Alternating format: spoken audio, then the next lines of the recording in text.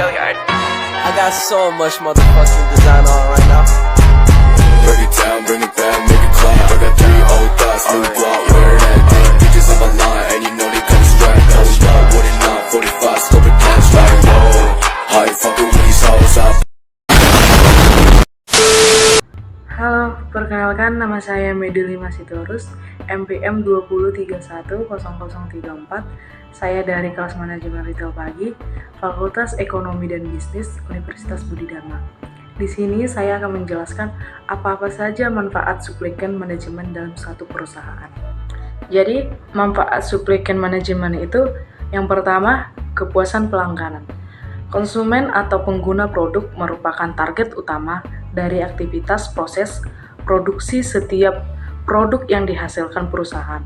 Konsumen atau pengguna yang dimasukkan di dalam konteks ini tentunya konsumen yang setia dalam jangka waktu yang panjang. Untuk menjadikan konsumen yang setia, maka terlebih dahulu konsumen harus puas dengan pelayanan yang disampaikan oleh perusahaan. Yang kedua itu meningkatkan pendapatan.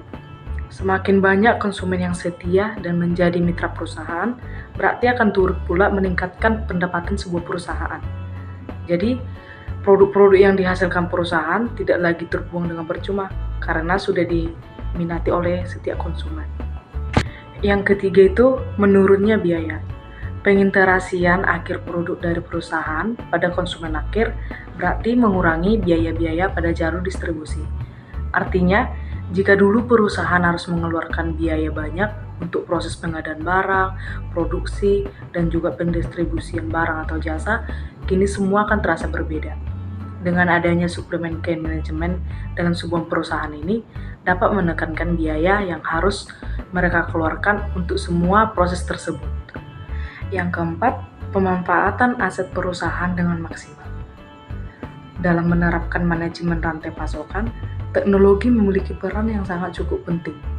Dengan adanya teknologi yang terdapat pada manajemen rantai pasokan tersebut, perusahaan dituntut untuk meningkatkan kinerja para karyawannya.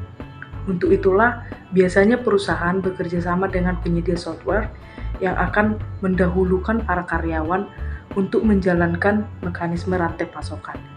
Karyawan sebagai salah satu aset terbesar dalam perusahaan tentu saja akan berusaha meningkatkan keterampilan dan juga pengetahuannya agar dapat menerapkan manajemen rantai pasokan dengan semaksimal mungkin. Mereka akan berlatih bagaimana caranya memanfaatkan teknologi tinggi sebagaimana yang dituntut dalam pelaksanaan manajemen rantai pasokan. Dengan demikian, pemanfaatan aset perusahaan juga akan lebih maksimal. Dan yang kelima, meningkatkan keuntungan. Perusahaan dapat menjual barang atau jasa dengan optimal, menjaga tingkat kepuasan para pelanggan, dan juga mengefisienkan proses produksi dan juga distribusi, agar dapat meningkatkan pendapatannya. Jika hal ini dapat terus dipertahankan, maka perusahaan akan mampu memperoleh keuntungan di atas rata-rata. Nah, itulah teman-teman 5 manfaat dari supplikan manajemen yang bisa saya jelaskan. Terima kasih telah menonton.